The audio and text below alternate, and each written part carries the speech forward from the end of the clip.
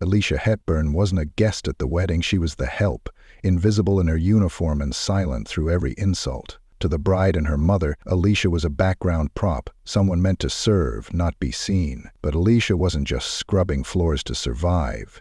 She was building something, quietly, something powerful. She had dreams no one bothered to ask about, and a strength no one expected. What happened on that wedding day didn't just unravel a relationship.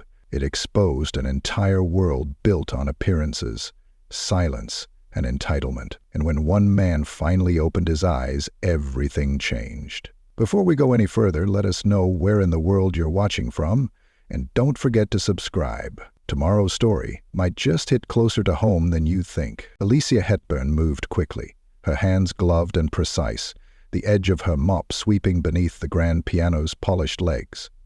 Her back ached. Her knees burned, but she didn't flinch. Pain, to her, was just background noise. It came with the work. She had learned long ago that no one notices the maid until something's out of place. A dropped napkin, a forgotten wine stain, a scuff mark near the altar. So she worked in silence, invisible, efficient. Every swoop of her mop was steady, deliberate, almost rhythmic, like she was erasing pieces of herself from the glossy ballroom floor. She didn't belong here, not really. Not in this glass and gold place where people whispered in champagne flutes and called it elegance. But Bills didn't care about elegance, and neither did the collection notices tucked under her mattress. She pressed harder into the floor, catching her reflection in the marble for a second. Not in the hole, just a flash. Brown skin, tight curls pinned back, cheeks slightly flushed. Then gone. Just like always. Voices echoed from the other side of the double doors. Laughter. Expensive laughter. Alicia straightened slowly. Her stomach tightened. She wasn't supposed to be on this side of the estate. Not now. Not when the bride and her people were walking through for final touches. But someone had spilled wine. Again. She turned to gather her supplies, hoping to slip out before anyone noticed. The door swung open. Rachel Whitmore stepped through, lace gown in hand, eyes scanning the room like it owed her something. Her blonde hair was pulled into a perfect knot, not a strand out of place. Her lips, painted in a sharp shade of coral, twisted the moment they landed on Alicia. Yep. Alicia froze. Rachel took a slow step forward, heels clicking like a clock counting down. "Are you the one who left that disgusting mop smell in the bridal suite this morning?" Alicia's mouth parted slightly. "I wasn't assigned to that room, ma'am." Rachel blinked, then laughed. "Oh, how precious. Ma'am. Like we're in some old Southern movie." Behind her, two bridesmaids stifled giggles. One of them, the redhead, whispered something into the other's ear. They both looked at Alicia like she was dirt under the rug. Alicia lowered her gaze. "I'm just finishing the floor here. I'll be out of your way in a moment." Rachel's voice turned syrupy and slow. "Out of my way? Oh, honey, you were never in it." A few steps closer now. Rachel's gown rustled like soft paper as she moved. "You know what I think every time I see you in here?" she asked, tilting her head like a cat with a dying mouse. "I think, God bless the help. Where would we be without someone to clean up the mess?" Alicia's jaw clenched. Still, she said nothing. Rachel narrowed her eyes. "You've been looking at him, haven't you?" Alicia blinked. "I'm sorry?" "My fiancé." Rachel crossed her arms, manicured nails tapping against her elbow. "Don't play dumb. I see how you linger when Ethan walks by. You think wearing gloves and silence makes you invisible?" Alicia stepped back, shaking her head. "That's not true. I haven't." "Oh, please," Rachel snapped. "Do you know the difference between you and me?" Alicia didn't answer. Rachel leaned in close, her perfume sharp, cold. "You clean floors. I walk on them." The silence stretched too long. Alicia felt her face burning, Her hands tightened into fists inside her gloves. One of the bridesmaids, the redhead, finally spoke. "Come on, Rach. Let her do her job. You've got a wedding to get ready for." Rachel didn't move. Her eyes stayed on Alicia for a second longer. Then she gave a short, amused breath through her nose. "Fine," she muttered. "Let the maid scurry back to her little mop bucket. Maybe she'll find someone to love her in the laundry room." She turned with a swirl of lace and the other women followed her out, laughter bouncing off the chandelier like clinking glass. The doors clicked shut. Alicia stood still. Not because she was weak, not because she was scared, but because she knew what Rachel Whitmore had really tried to do. Not break her, erase her. Eliza slowly peeled the gloves from her hands, one finger at a time. Then she picked up the mop, rolled her shoulders, and continued cleaning. Not because she had to, but because she refused to let a woman like that take anything from her. Behind her, the glass doors led to the garden, and someone had been standing there the whole time.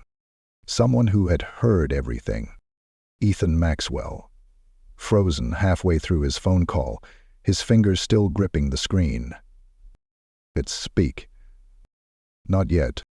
He watched the girl everyone else had ignored for weeks, quietly return to work like nothing had happened. But something had. Something had cracked open in the polished world he thought he belonged to. And Alicia Hepburn was the first thing he'd seen clearly in years. Alicia tucked the last clean cloth into her cart and wiped the sweat off her brow with the sleeve of her uniform. Her break was supposed to start 20 minutes ago, but she had chosen to finish polishing the terrace steps instead. The last thing she wanted was another complaint from Margot Whitmore, especially after what had happened in the ballroom. The late afternoon sun spilled golden light across the stone floors, casting long shadows from the columns that framed the entrance. Her shoes scuffed lightly as she turned the cart and started wheeling it back toward the staff hallway. "Yes." "Excuse me?" Alicia turned her head and immediately regretted it. Rachel Whitmore was storming toward her from the main entrance. Her veil wasn't on, but her dress was already zipped halfway, revealing a strapless, pearl-covered bodice that shimmered like the crown of a sea queen. Her hair was still pinned in curlers, and a phone was clutched tightly in one hand. She looked less like a bride and more like a grenade about to go off. "You think this is funny?" Rachel's voice rose sharply. Alicia blinked. "Ma'am?" "Don't play dumb," Rachel snapped. "My dress, my wedding dress, was hanging in the lounge, and now it smells like lemon cleaner and cheap lotion." Alicia hesitated. She hadn't been near the bridal suite today, not once, and she sure hadn't touched anyone's dress. "I haven't cleaned that area since yesterday," she said calmly, hoping the even tone would keep the heat down. But Rachel stepped in closer, close enough for Alicia to see the foundation caked in the creases under her eyes. "You were in there this morning. I know it was you. Don't act like I don't see the way you sneak around, always smiling at people like you belong here." Alicia's fingers curled slightly around the edge of her cart. She hadn't been smiling at anyone, not today, not after how Rachel had embarrassed her hours ago. But apparently, just existing with dignity was enough to offend people like her. "I wasn't near your dress, Ms. Whitmore," she repeated, softer this time. Rachel's lips pulled into a tight line, then curled into something cruel. She turned halfway to the staircase, as if to walk away, then pivoted back suddenly. "I want you gone." Alicia's eyes widened. Rachel folded her arms. "You heard me. Fired. Dismissed. Whatever it is you people call it." "I didn't—" "You don't get to argue," Rachel snapped. "This is my day, my wedding. I'm not having it ruined because some glorified janitor can't keep her hands off my things." Alicia's heart hammered against her ribs, not because she was afraid of losing this job, but because she knew exactly what this was. Rachel wasn't mad about a smell. She was furious that Ethan had looked at her. That's all it took. "I'll speak to Mr. Hughes," Alicia said quietly. "You do that," Rachel hissed. "And while you're at it, take your little charity act and tell him I don't want to see your face anywhere near the reception. Not tonight. Not ever." She turned and stormed off without waiting for a reply, her heels clicking furiously on the stone like a warning bell. Alicia stood there for a moment, eyes locked on the empty space Rachel had left behind. Then she exhaled slowly, adjusted the cart's position, and walked back into the hallway. Every step felt heavier than the last. The staff break room was dim and quiet. The walls were lined with metal lockers, and a single fan rotated lazily in the corner. Delilah, one of the kitchen servers, sat at the round table peeling a banana. She looked up the moment Alicia walked in. "Girl," she said, setting the peel aside, "you look like you just walked out of a hurricane." Alicia gave a humorless laugh and sank into the chair across from her. "Rachel wants me fired." Delilah's eyes widened. "What? For what?" "She says I touched her dress." Delilah scoffed. "You ain't even been near her floor today. She just mad you breathe the same air as her fiancé." Alicia shook her head. "I didn't even talk to him." "You don't have to." "That's what eats her up," Delilah said, biting into the banana. "He looked at you like you were made of something other than air. And honey, people like her, they can't stand that." Alicia rubbed her temples. "I'm just trying to do my job." "You're doing more than that," Delilah said softly. "You're surviving with grace. That makes people nervous, especially the ones who think money makes them holy." There was a pause. "I should quit," Alicia murmured. Delilah leaned back and studied her. "Maybe. Or maybe you should stay just long enough to make sure she don't get what she wants." Alicia looked at her, surprised. Delilah smiled. "Don't give up your ground, baby girl. Not yet." Just then, the break room door opened and Mr. Deshaun Hughes stepped in. His brow was furrowed, clipboard in hand. "Alicia," he said, "can I talk to you?" Delilah gave Alicia a quick nod before slipping out the side door. Mr. Hughes gestured to the hallway. She followed him in silence. When they stopped, he turned to face her. "Rachel Whitmore filed a complaint. Said you tampered with her dress. Says she doesn't want you working tonight." Alicia inhaled sharply. "Sir, I didn't—" "Only—" "I know," he said before she could finish. "I've already checked the logs. You weren't on her floor." She blinked. "Then?" "I've moved you to the west patio," he said, handing her a new assignment card. "Stay out of her sight, just for today." Alicia nodded, unsure how to feel. Before she could leave, he added, "For what it's worth, you handled yourself better than I've seen most people handle her." She smiled faintly. It was the smallest win, but still a win. As she made her way back to grab fresh linens, she heard voices trailing from the ballroom again. Among them, Ethan's. Just for a second, just enough to make her heart stutter. She didn't know what he'd seen or heard earlier, but something told her he wasn't as blind as Rachel hoped he'd be. And if that was true, even a little, then maybe Alicia Hepburn wasn't as invisible as they wanted her to be. Alicia didn't like cutting through the garden paths during her shift, but after being reassigned to the west patio, it was the fastest way to reach the back storage closet. She wheeled her cart past the rows of trimmed hydrangeas and manicured boxwoods, her eyes downcast, keeping her pace quick but silent. It was strange how quiet everything was out here, like the whole estate had stopped breathing while the wedding marched forward inside. At the edge of the terrace, beyond the rose arbor and behind a row of hedges, stood the garden pavilion. Most guests didn't come here. It was used for portraits mostly.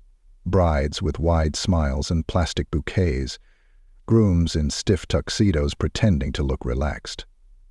Alicia usually avoided it altogether. But as she passed the corner, she caught the sound of someone's voice. "No, I'm telling you, the florist already delivered those this morning. They were sitting in the wrong bin." No, I fixed it. Yes, I'm sure. She recognized the voice immediately. Ethan Maxwell. He stood under the pavilion arch, one hand in his pocket, the other gripping his phone, head tilted just slightly toward the fountain beyond the hedgerow. His sleeves were rolled up to his elbows, his navy blue dress shirt barely wrinkled. Alicia paused without meaning to. Her breath caught in her throat. Ethan's tone was casual but clipped, efficient in the way only people born into business could manage. He wasn't yelling, but whoever was on the other end of that call was getting schooled. Alicia shifted her weight. She should have turned around. She knew better than to be seen lingering. But before she could move, Ethan looked up and saw her. The change on his face was immediate. The corners of his mouth softened, his brows lifted slightly, and something flickered in his eyes that made Alicia take half a step back. "I'll call you later," he said into the phone, then hung up without waiting for a reply. Alicia straightened, quickly adjusting her posture. "I'm sorry. I didn't mean to interrupt." "You didn't," he said, stepping down from the pavilion. "Actually, I was hoping I'd run into you again." She froze. He smiled. Not the polite kind she was used to. It was warm, familiar, like he knew her. "I'm Ethan," he added, offering his hand like it was a normal afternoon and they weren't standing between $10,000 0-cent flower arrangements. "I know who you are," Alicia said, then winced. "Sorry, that came out weird." He chuckled. "No, it didn't. Everyone here knows who I am. I'm just glad someone finally said it like it's not a big deal." Alicia hesitated, then shook his hand. His grip was steady, not too firm. She could feel the callus at the base of his thumb, something you didn't expect from a man who probably hadn't had to lift anything heavier than a briefcase in years. "I'm Alicia." "I know," he said. She looked up sharply. "You went to Riverside High, right?" he asked. "You were a grade behind me." Her mouth opened, but no words came out. "I remember," he continued. "You were quiet. Always carried around a sketchbook. I think you used to sit on the bleachers during lunch." She blinked, caught completely off guard. "No one ever remembers me," she said finally. He shrugged. "I didn't forget." A silence settled between them. Alicia could hear the birds again, the wind moving through the hedges. "I'm not supposed to be talking to you," she said, her voice lower now. "Your fiancé already accused me of things." His jaw tensed ever so slightly. "Yeah, I heard what happened." Her stomach tightened. She wasn't sure if that made things better or worse. "I'm sorry about that," he added. "I didn't say anything in the moment, but I should have." Alicia didn't know what to say. No one had ever apologized to her for that kind of thing. They usually just pretended it didn't happen. "I've worked here for a year," she said softly. "You're the first person who's ever looked me in the eyes." Ethan's face shifted. Less surprise, more quiet guilt. "That's not right," he said. She gave a half smile, but there was no humor in it. "It's not rare, either." "I don't think you belong out here," he said, almost to himself. Alicia tilted her head. "Because I'm the maid?" "No," he replied quickly, "because you're better than this. I saw your sketchbook yesterday, the one in the staff room." Her breath caught. "I didn't read anything," he added, "just saw the drawings. Incredible." Alicia looked down at her hands, still dusted with cleaning powder. "They're just dreams." "They don't look like just dreams.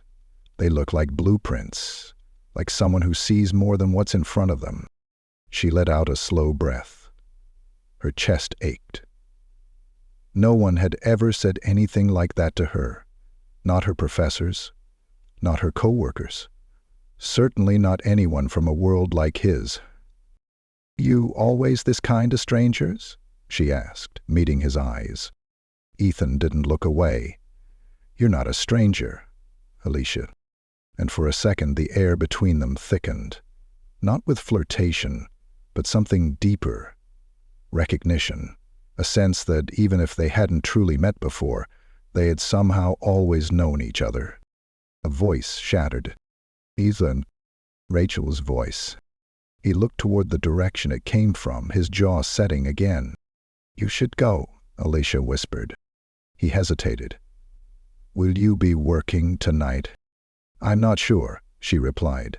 "Depends on how many more times I get fired." That made him smile again, a soft thing tinged with regret. "I hope I see you again," he said. Then he turned and walked back toward the estate, disappearing through the hedges. Alicia stood there alone, heart still racing. She didn't know what had just happened. It wasn't a moment, not really, but it felt like something had been planted between them, something fragile, something that could grow or break. Either way, she knew one thing for certain. Rachel Whitmore had every reason to be afraid. Because Ethan Maxwell had finally seen her. And now there was no going back. The problem with people like Rachel Whitmore wasn't just that they were mean. It was that they were mean with power, and when they had power, even the smallest of tantrums could rearrange someone else's entire day. Alicia stood behind the pantry doors near the catering wing, clutching the linen order sheet in her hand. She hadn't spoken to Ethan since the garden. Part of her wondered if she'd imagined the whole thing, the way he'd looked at her, like she wasn't invisible, like she was a real person. That kind of gaze didn't happen in her world. But this wasn't her world, it was theirs, and Rachel was about to remind her exactly why. A tall, sharp woman in a lilac jumpsuit, one of the Whitmore family assistants, strode through the pantry with a clipboard. "Where's the maid? The dark-haired one with the notebook?" Alicia stiffened. Delilah, who was counting cocktail napkins near the counter, gave Alicia a look, one that said, "Here we go again." "She's right here," Delilah said carefully, motioning with her chin. The woman snapped her fingers twice. "Let's go. Rachel wants her down by the water fountain garden. She's throwing a fit about the bridal photos and says the roses don't match the color scheme." Alicia blinked. "I'm not part of the floral team." "She doesn't care." "You have hands, don't you?" "Great, then you can help haul things." Alicia swallowed her frustration. "Where are the arrangements coming from?" "They just arrived by van. She wants you to carry them in personally. Don't bruise the petals." And just like that, Alicia's linen task was handed off to someone else, and she was pushed toward the back gate, where a large white van was parked near the gravel path. The driver looked miserable, probably had been yelled at already. 3 enormous crates of imported rose arrangements lined the inside of the van. Soft blush, ivory and peach-colored petals glistened with mist, wrapped tightly in tissue and netting. The first crate alone took all of Alicia's strength just to lift it an inch off the platform. She bit her lip, adjusted her stance, and began the slow walk across the pebbled courtyard toward the fountain garden.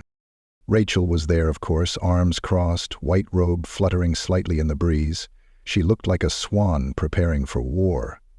Margot stood beside her, sipping an espresso and murmuring something Alicia couldn't hear.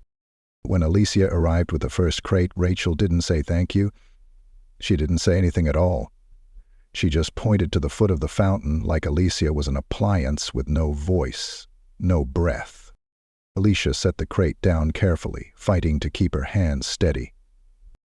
"They're the wrong color," Rachel said flatly. Alicia blinked.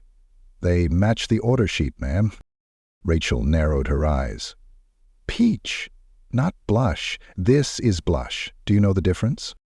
She didn't wait for an answer. "Go get the second crate," she ordered, already turning back toward the mirror someone was holding up for her. Alicia's mouth tightened. Her arms ached. Her palms stung from the weight of the wood. But she nodded once and turned around. On her way back, she heard the tail end of Rachel's words, low and dripping with poison. "He's too proud for a maid," Rachel was saying. "I don't like that. It's unnatural, like a dog trying to stand upright." Alicia didn't stop walking. She didn't flinch. she just kept going. She made 3 trips, each one slower than the last. Her back throbbed. Sweat slipped down her neck, staining her collar. Not once did Rachel offer so much as a word of acknowledgement. When the last crate was in place, Rachel clapped her hands at one of the photographers and demanded test shots of the setup.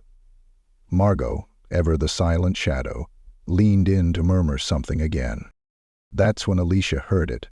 "He's dangerous, that one," Margot whispered. "Women like her want too much. It's in their blood, always trying to rise where they shouldn't." Rachel nodded slowly, her expression unreadable. "I'll handle it." Alicia turned away. She didn't want to hear more. Back near the catering wing, she collapsed onto the bench behind the utility shed, pulling off her gloves with shaking hands. She stared at the red marks on her palms, the places where the wood had bitten into her skin. Delilah found her minutes later, holding 2 paper cups of lemon water. "You okay?" she asked. Alicia nodded, though she wasn't sure it was true. "Did you hear what they said?" Delilah asked, pressing the cup into her hand. "I hear a lot of things," Alicia replied quietly. "I just pretend not to." Delilah sat beside her. "That girl's meaner than a drunk snake in Sunday lace. But she's scared. You know that, right?" "Of me?" Delilah smiled.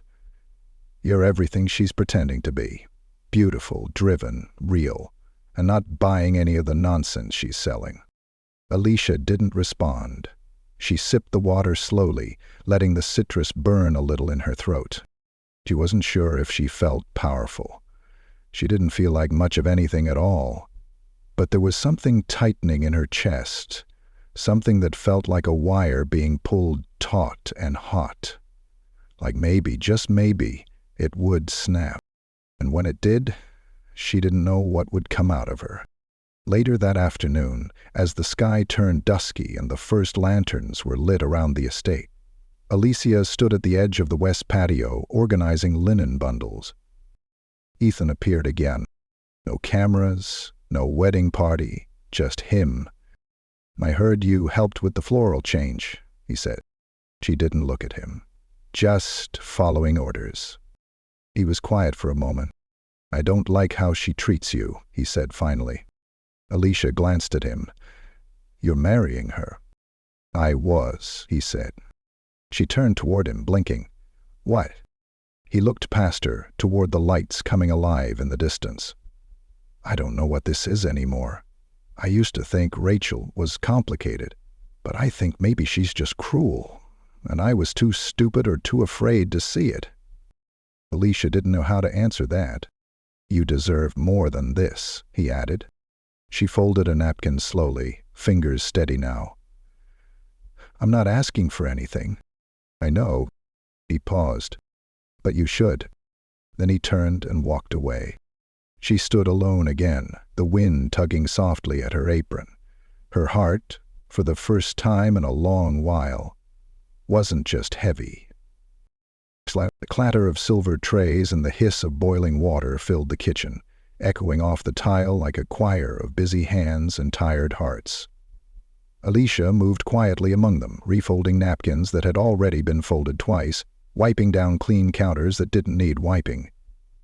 It wasn't about work now. It was about keeping her hands busy, keeping her thoughts from spiraling into places they didn't belong. She could still feel the heat of Ethan's words lingering at the edge of her mind. "I don't like how she treats you." "I was." That's what he'd said when she reminded him he was marrying Rachel. "I was," not "I am," not "I will." What did that even mean? She shook the thought from her head and focused instead on the silverware tray in front of her, knives on the left, forks on the right, spoons dead center. Like her brain could realign itself through perfect symmetry. Behind her, the doors swung open and Delilah entered, apron stained with red wine and lemon curd, her curls pinned under a scarf tied too tight. "You been hiding in here?" she asked. Alicia gave her a weak smile. "Not hiding, just organizing." Delilah raised a brow. Girl, we in the middle of a wedding service, not a brain surgery. No one cares if the forks face east. Alicia laughed under her breath, then quickly covered it with a cough. Delilah always had a way of slicing through the fog without drawing blood. Something happened, Delilah said, leaning her hip against the prep table. You've been walking around like your soul's vibrating. Alicia hesitated. She opened her mouth, closed it, then finally said, Ethan found me again, out by the patio. Delilah blinked once, slow. Did he say something slick? No, just real. Delilah leaned in closer. What kind of real? Alicia looked around. Most of the staff were still occupied, carrying trays, pouring drinks, prepping for dessert. She lowered her voice anyway. Said he didn't like how she treated me. Said he didn't think he could go through with it. Delilah blinked again, but this time her mouth parted a little. You mean the wedding? Alicia nodded. Beryl, what did you say? I told him I wasn't asking for anything. Delilah squinted. And what'd he say to that? That I should. Delilah pulled off one of her gloves and slapped it down on the counter. Not angrily, more like emphasis.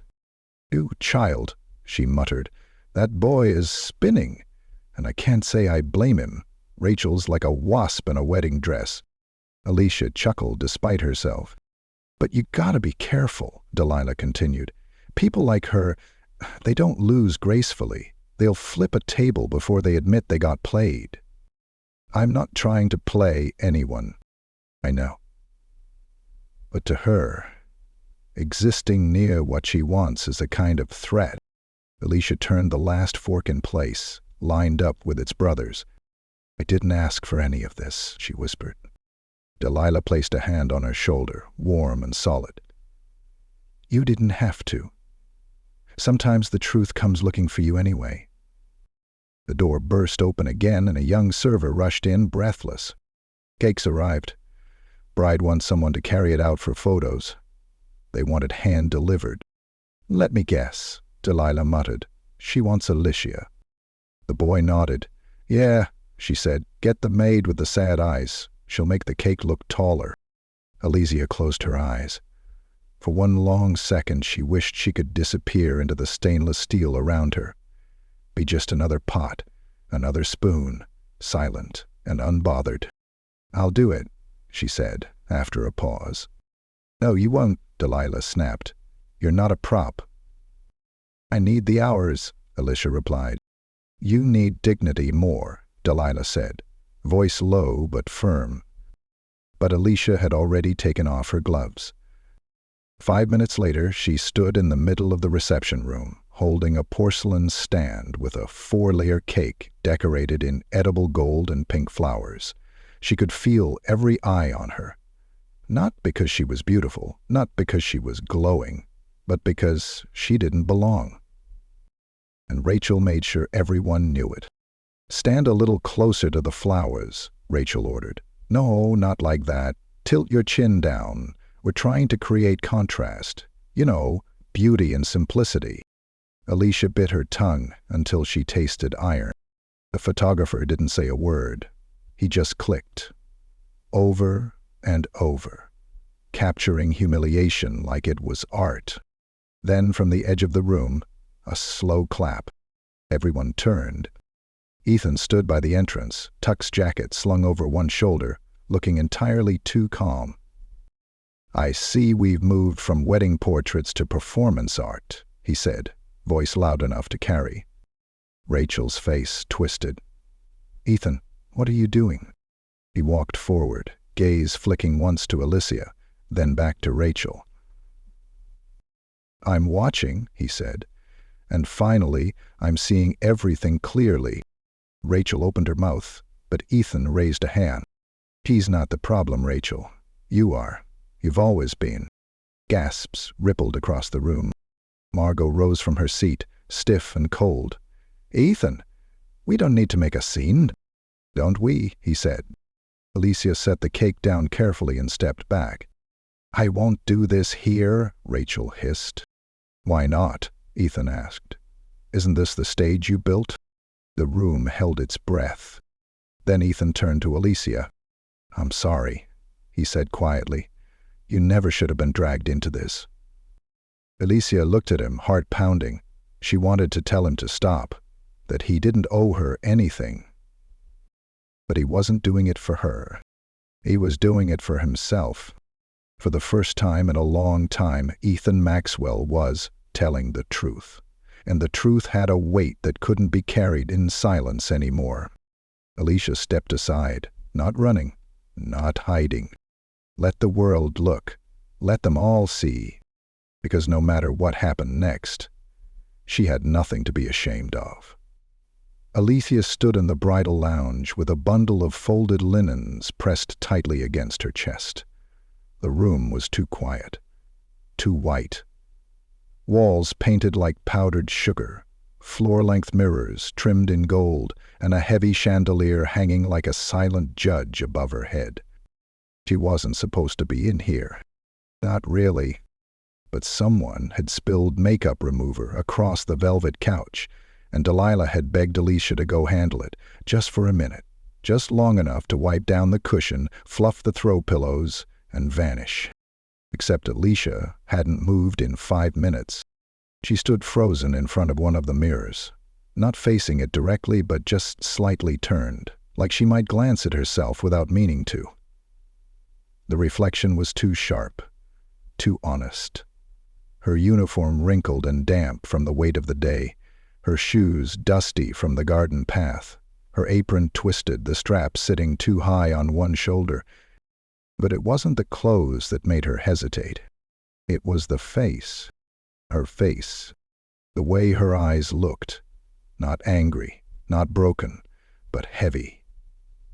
Tired in the way only someone who's carried too much silence can look. Tired in the way women learn to be when they're taught never to take up too much space. Alicia lowered the linens onto a side chair and stepped closer to the mirror. She'd never been the kind of girl who stared at herself for too long, not even as a kid. She never liked looking too hard. That was how you found things. Questions, fears, disappointments. That didn't have easy answers. But now, in this golden-lit room that smelled like roses and hairspray, she looked, really looked. And it hit her how small she'd made herself. How polite, how controlled. Every yes ma'am and quiet nod. Every time she bit her tongue when someone deserved her fire. Not because she was weak, but because the world punished black women for daring to take up emotional space. She stared deeper. Her hair was frizzed at the edges, her collar smudged.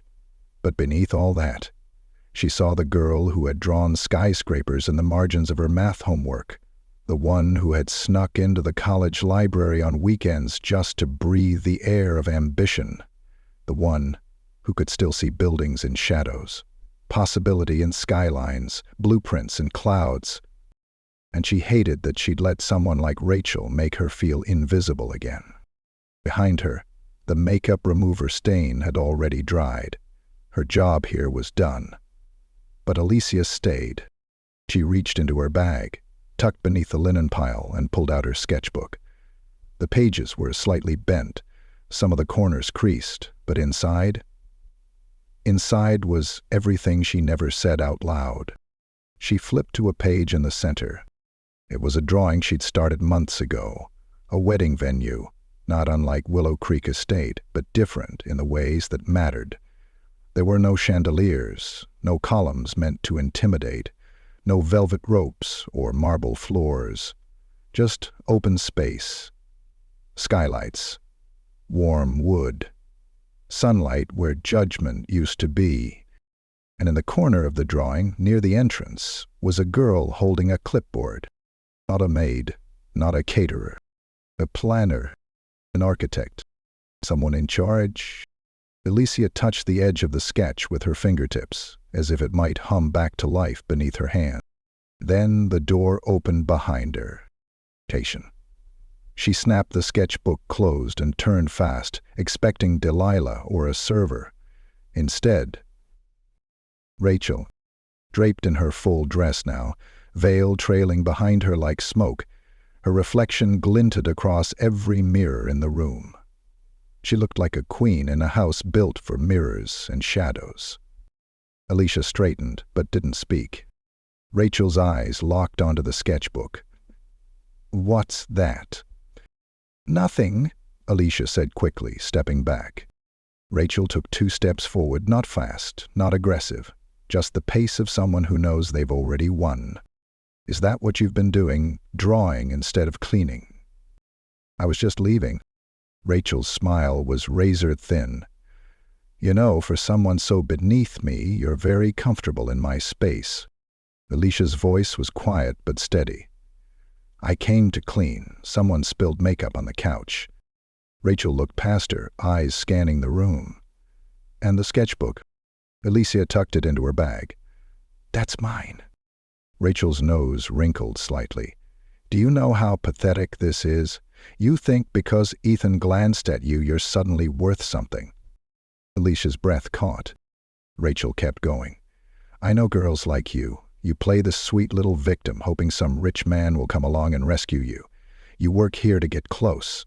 You wait for a moment when someone like Ethan is vulnerable, and then, what, he sees you cry and suddenly you're Cinderella?" Alicia's fists clenched at her sides. Rachel tilted her head. "Let me give you some advice. Men like Ethan don't marry girls like you. They entertain you. They flirt, they feel guilty, but in the end, they come home to women like me." Elisa's voice came before she could stop it. "Maybe that's the problem." Rachel froze. Alicia blinked, surprised she'd even said it. "What did you just say?" Rachel asked, voice low. "I said maybe that's the problem," Alicia repeated, firmer now. "You think people like you deserve loyalty just because you come from money and wear pearls. But loyalty has to be earned." Rachel took a step forward. "You're fired." Alicia laughed. Just once, soft and bitter. "You've fired me 3 times today already.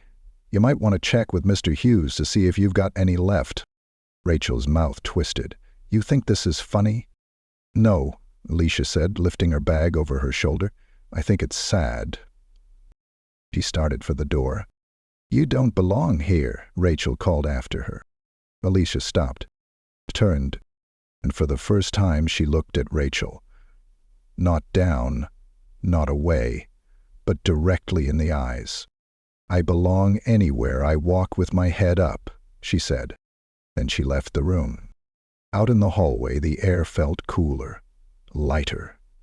Alicia's hands still shook, but her chest didn't feel as tight. Something had broken. Or maybe something had been built. Either way, she wasn't walking on eggshells anymore. She was walking like someone who had just found her spine again. And no mirror in the world could take that away from her. The hallway outside the bridal lounge was nearly empty, quiet except for the low hum of a nearby fan and the occasional clink of glassware being arranged in the dining room. Alicia walked briskly, her sketchbook pressed tightly to her side, her bag slung over her shoulder like armor. Her heart still thundered from what had just happened in that room, but her steps were sure. She didn't flinch when someone passed. She didn't duck her head when a guest glanced her way. Something had shifted, and this time she wasn't shrinking from it. She reached the back hallway near the kitchen and leaned briefly against the wall, letting the cool plaster settle her nerves. The confrontation with Rachel had left her rattled but awake.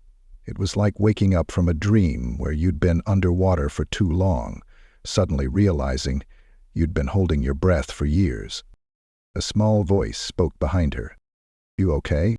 Alicia turned and saw Mr. Deshaun Hughes standing a few feet away, arms crossed, brow lifted with concern. He was the kind of man who rarely said more than needed, but when he did speak, it stuck. She nodded. "Yeah, I'm good." He gave her a long look, then motioned toward the staff break room. "Come with me for a sec." She followed him without question. Inside, the room was mostly empty. A few servers had come and gone. Someone's half-eaten sandwich rested on a napkin next to a can of soda. Mr. Hughes walked to the corner locker, the one no one used, and pulled open the door. "I wasn't going to say anything," he said, "but you deserve to know." From inside the locker, he pulled out a portfolio binder wrapped in clear plastic. "I found this yesterday. Thought it was one of the guests' things. Almost turned it in to the front desk, but then I saw your name on the inside cover." He handed it to her. Alicia slowly peeled back the plastic. Inside was her sketchbook. Not the little one she kept in her bag, but the larger one she thought she'd left at home 2 weeks ago. She flipped through it wide-eyed. Her building concepts, floor plans, elevation sketches. Page after page of her hard work stared back at her. "I thought I lost this," she whispered.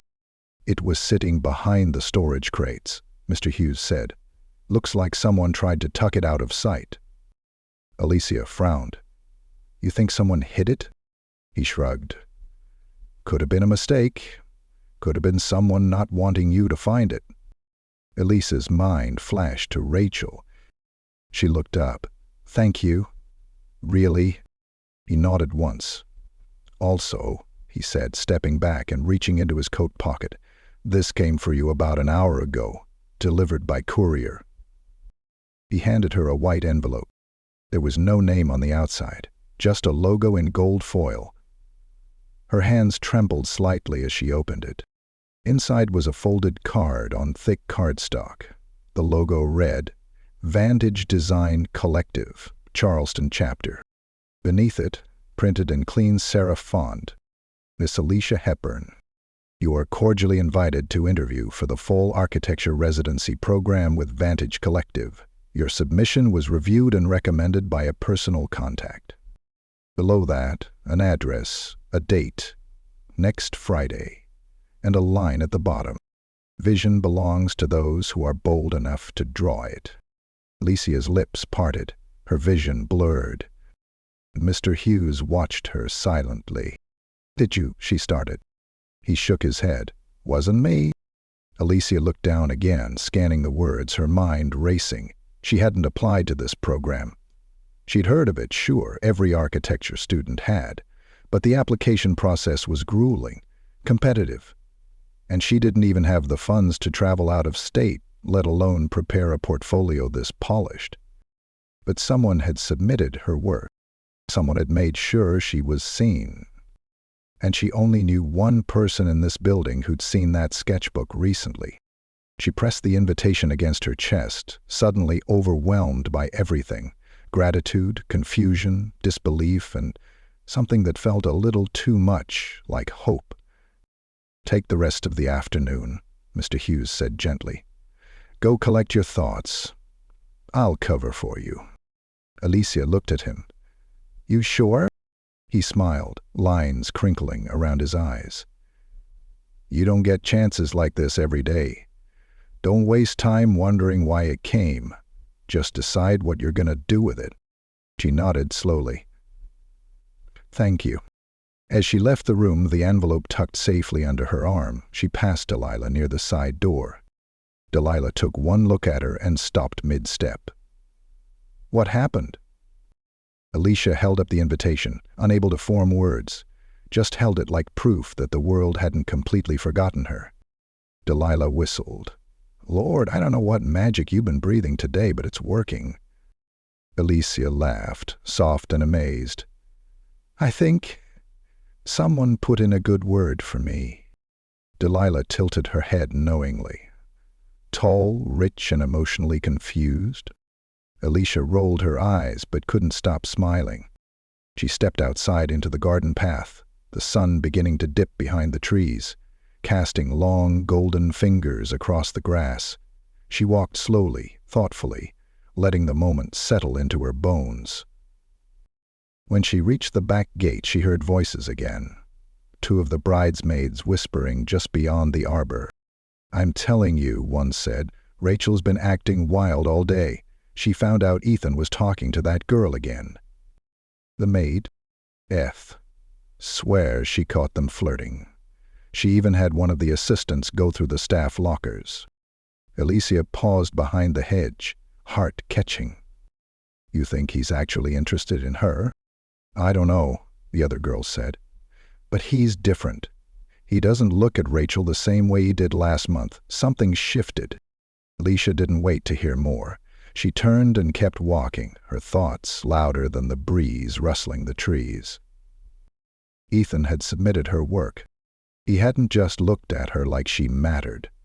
He'd made sure someone else did, too. And maybe he wasn't saying it out loud yet, but actions speak louder than vows written in stone. She didn't know what he was planning, but she was starting to believe in what she could do next. Not because someone else gave her permission, but because for the first time in a long time she saw herself not just as someone surviving, but as someone becoming. The reception was beginning. The white chairs had been placed in perfect rows beneath the swaying canopy of string lights.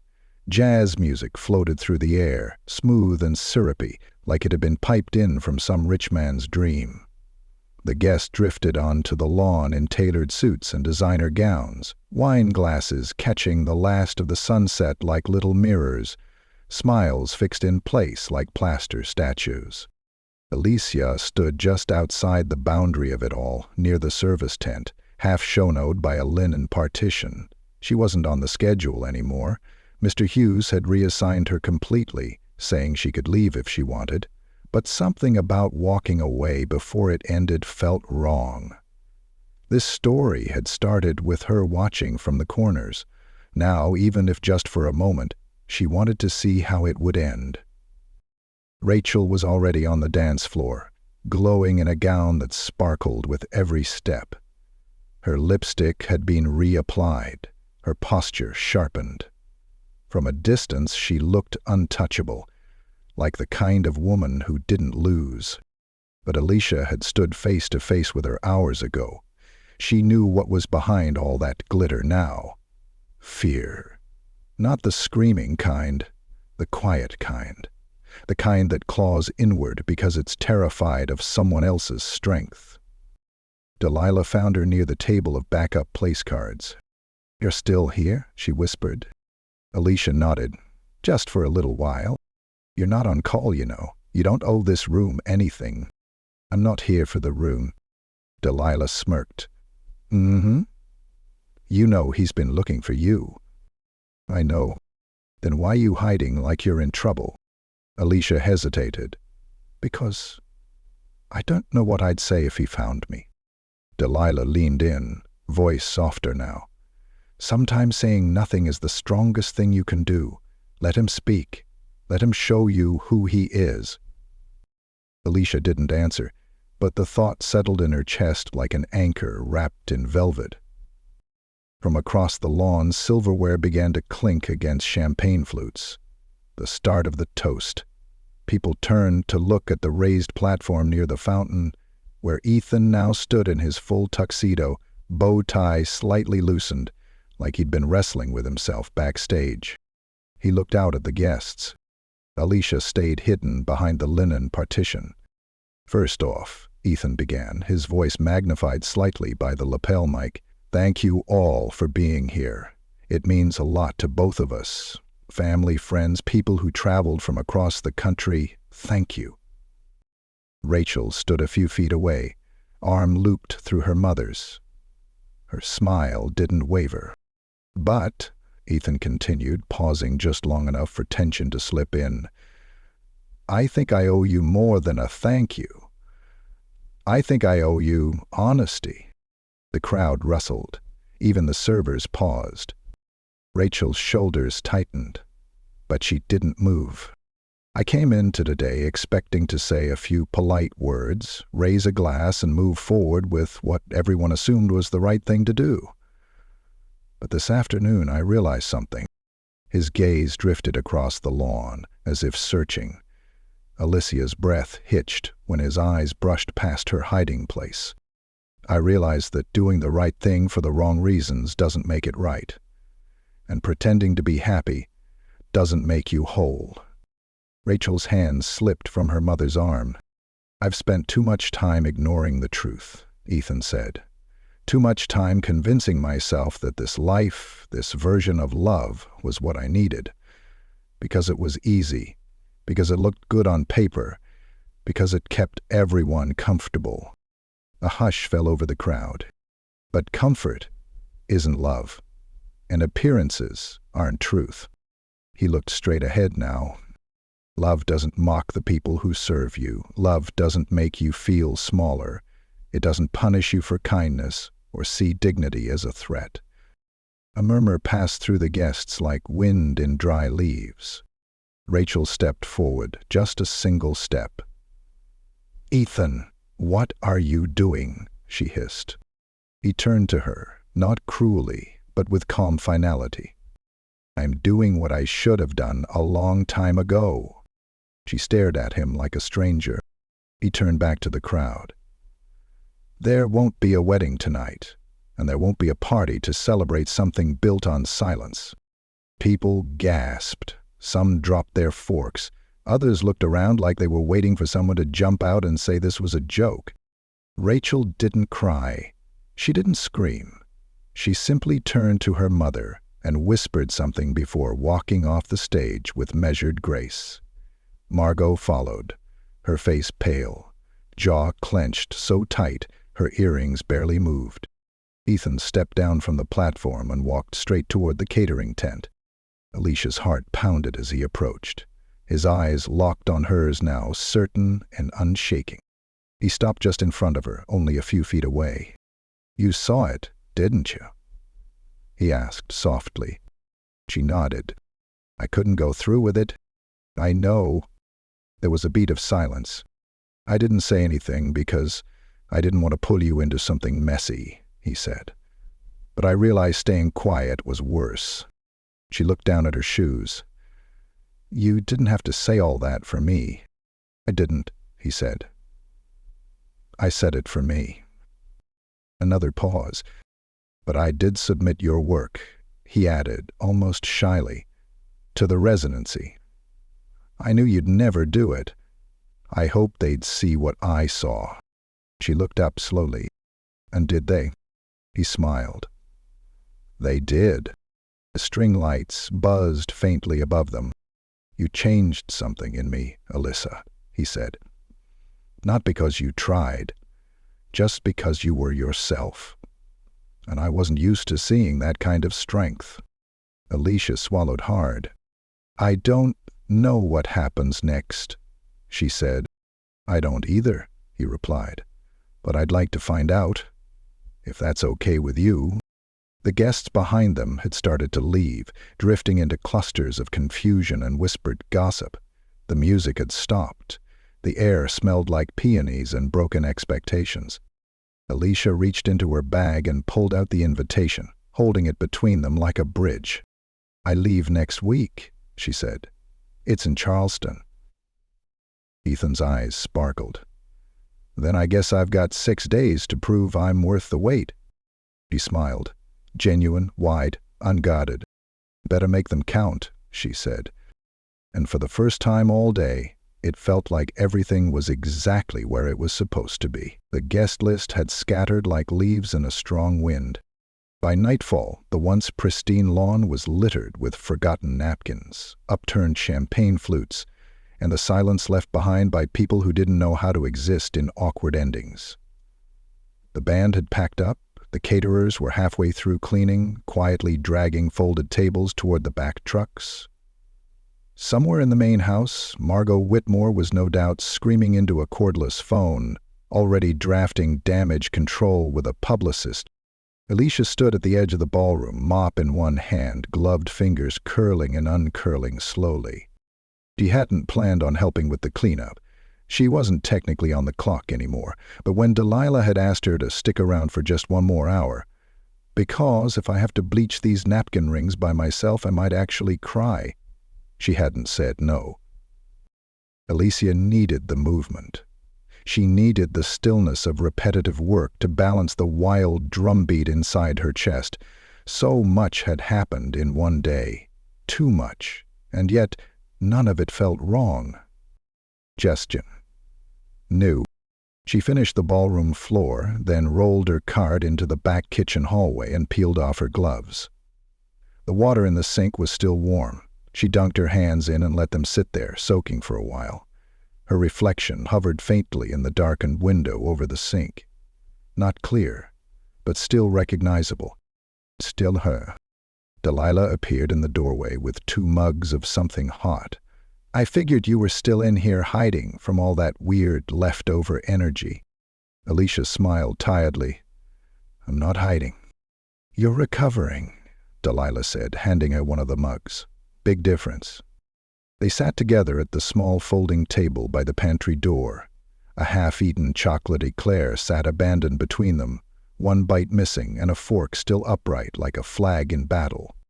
Delilah sipped, then exhaled. I heard the toast, or untouched, whatever you call it when a man cancels his whole future with a microphone and a perfect jawline. Alicia shook her head. It wasn't about me. No, Delilah agreed. It was about him, but it still involved you. He didn't ask for that. I know. But people see you, Alicia, even when you try to stay invisible. Alicia traced the rim of her mug. Is that good or bad? It's brave, Delilah said, and it's loud, even when you say nothing. They sat in silence for a while after that, watching the last few servers sweep the hallway and box up leftover centerpieces. Someone had dropped a string of pearls by the coat rack. They glimmered faintly under the exit sign, forgotten like so many things that didn't survive the night. You gon' go? Delilah asked finally. To Charleston? Delilah nodded. Yeah, Alicia said. I think I am. Delilah grinned. Damn right you are. Outside, the sky was nearly black. Crickets sang from the trees like backup singers for a lullaby no one had asked for. Alicia stood and stretched, her back cracking slightly from the long hours. I'm gonna grab my things, she said. Locker room okay? Go. I'll finish here. Alicia walked the long hallway back toward the employee wing. The corridor lights flickered once, then stabilized. She passed the framed photo of the estate founders, a black and white image of a family that had never smiled with their teeth. She always found it ironic. All these years later, it was still their house. But tonight, for the first time, it didn't feel like they owned her story, too. She opened the locker and pulled out her canvas tote. Her sketchbook was there, her travel-size lotion, the necklace her aunt had given her when she turned 18, all still intact, all still hers. As she closed the locker door, she nearly jumped. Ethan was leaning against the wall by the vending machine, hands in his pockets, looking almost sheepish. Sorry, he said. Didn't mean to scare you. You didn't, Alicia replied, even though her pulse said otherwise. He stepped forward. I didn't want to leave without saying something. You already said plenty, she teased. He smiled. Not enough. She watched him quietly. He looked different now, not because of his clothes or his posture, but because the weight was gone. The pretending, the fear. It had all cracked off him like old plaster. Now he was just standing there, bare and unsure, but finally honest. Meant every word, he said. I know.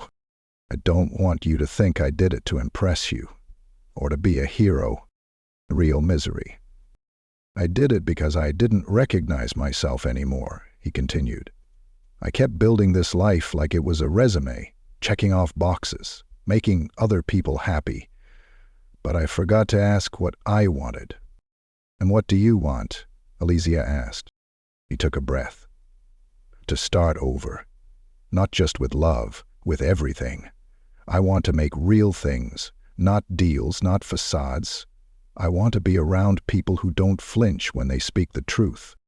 Alicia folded her arms, a cautious warmth spreading in her chest. That's a big want. I know, he said, but I figured if you're brave enough to go after yours, I could at least try. She tilted her head. You following me to Charleston? Not yet, he said. But maybe I'll visit, if you let me. Alicia smiled. We'll see. He stepped closer. Can I walk you out? You may, she said. They walked the hallway together in silence, side by side, not touching, not rushing.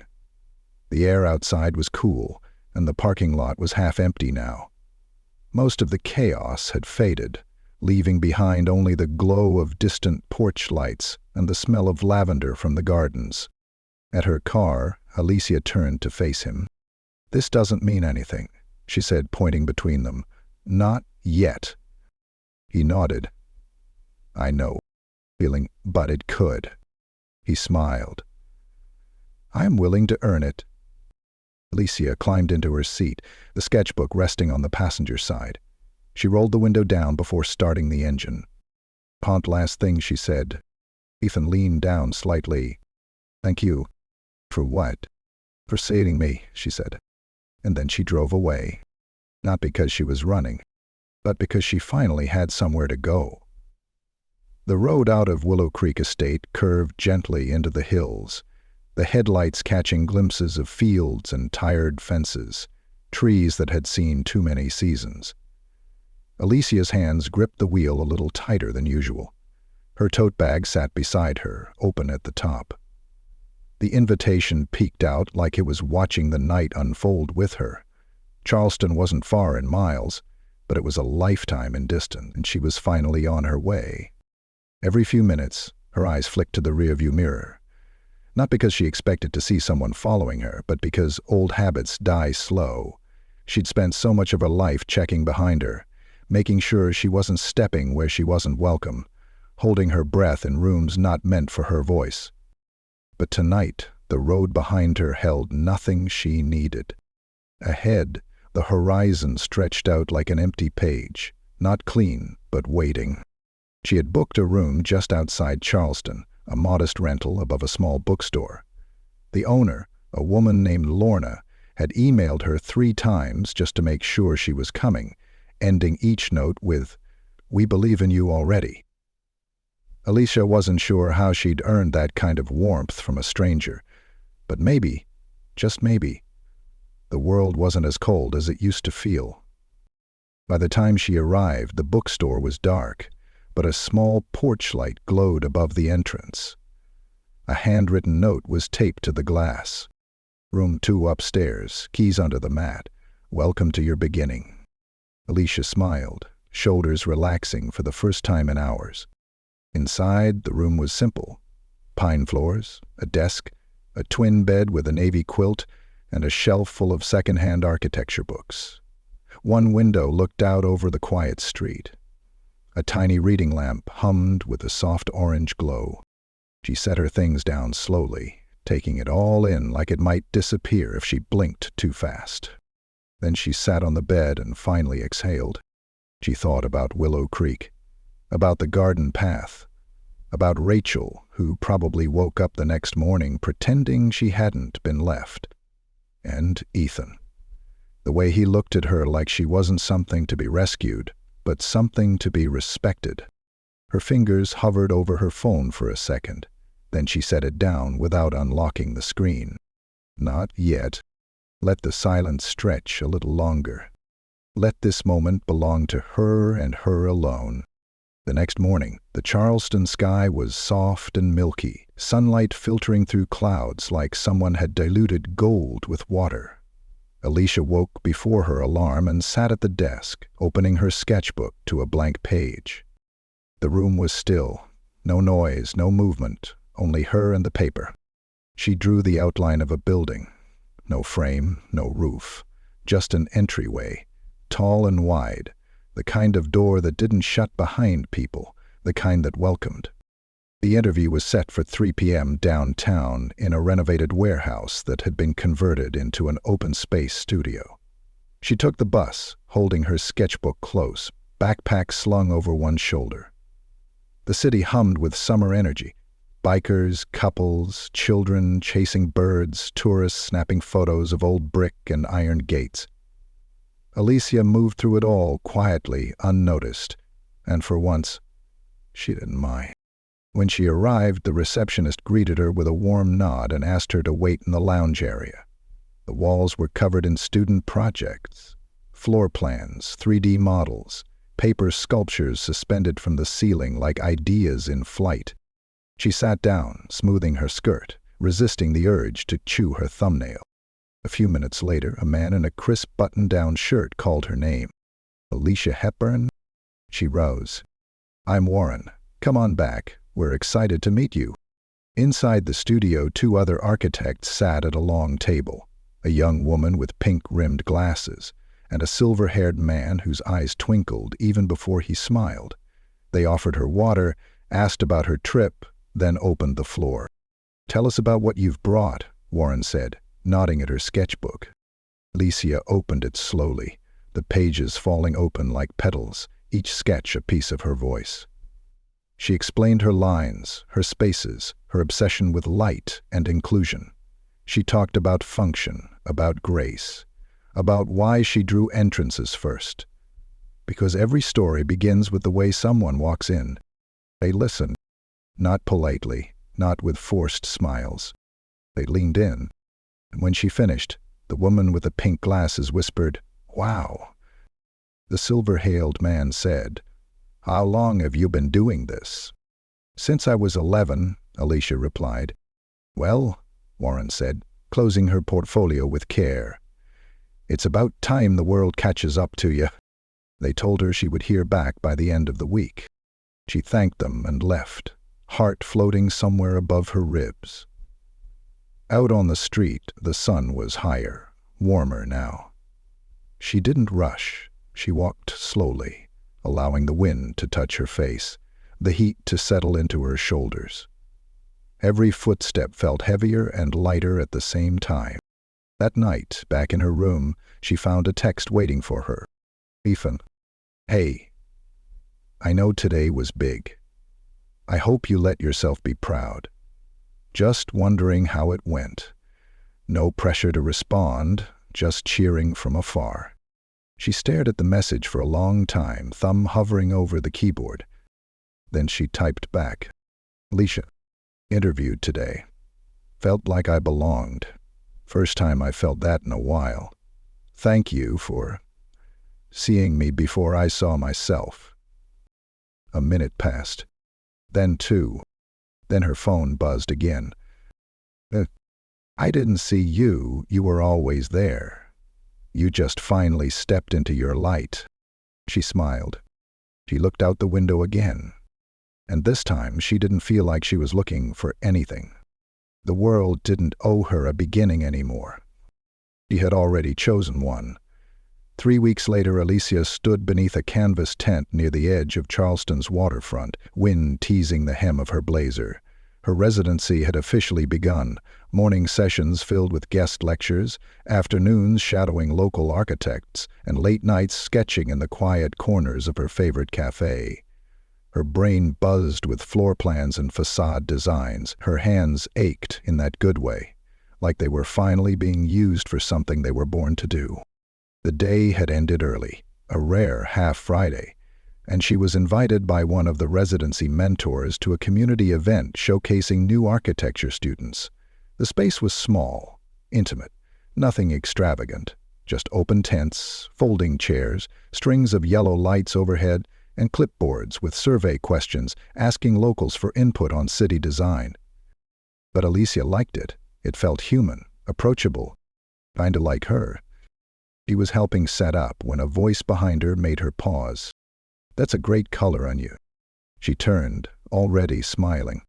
Ethan stood a few feet away, hands in his jacket pockets, gaze soft, uncertain. He looked exactly like she remembered, except calmer now, like something inside him had settled. "I wasn't sure if you'd show up," Alicia said. "I almost didn't," he admitted. "Thought maybe I'd give you more time." She tilted her head.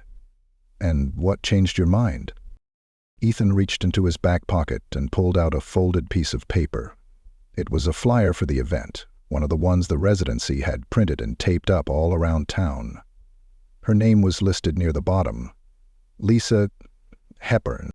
"I saw this in the coffee shop," he said. "I figured if I was ever going to say something worth hearing, it should be now, when you're standing under your own name, not someone else's ceiling." Alicia folded her arms but didn't look away. "So, say it." Ethan stepped closer, not too close, just enough. "I've been doing a lot of thinking," he said, "about who I was before all this, and who I let myself become." She raised an eyebrow. And I realized, for years I surrounded myself with people who clapped when I followed the script. I built a life like it was a checklist, just like you said. But the only time I ever felt really alive, was when I was standing next to someone who challenged all that. He looked at her directly. "You." Her chest tightened. "I'm not asking to pick up where we left off," he added quickly. "I'm not even asking for a second chance. I just wanted to tell you, thank you, for making me wake up, for showing me what it means to walk through life with your head up, even when people want you small." She was quiet for a long time. The breeze picked up again, fluttering the edge of her blazer. Someone behind her laughed. A child ran past holding a paper windmill. The city moved on around them, as if their moment was just another whisper in the wind. Then Alicia stepped forward, just slightly, enough that their shadows touched on the concrete. "You didn't save me, Ethan. I know, but you respected me," she said. "And that meant more than you'll probably ever understand." He smiled. "I hoped you'd say that." She looked at him, studying his face. Not the handsomeness of it, not the symmetry, but the humanity, the way his eyes softened, the small wrinkle at the corner of his mouth that only appeared when he meant what he said. Finally she asked, "So, what now?" Ethan shrugged gently. "I'm here in town for a few more days.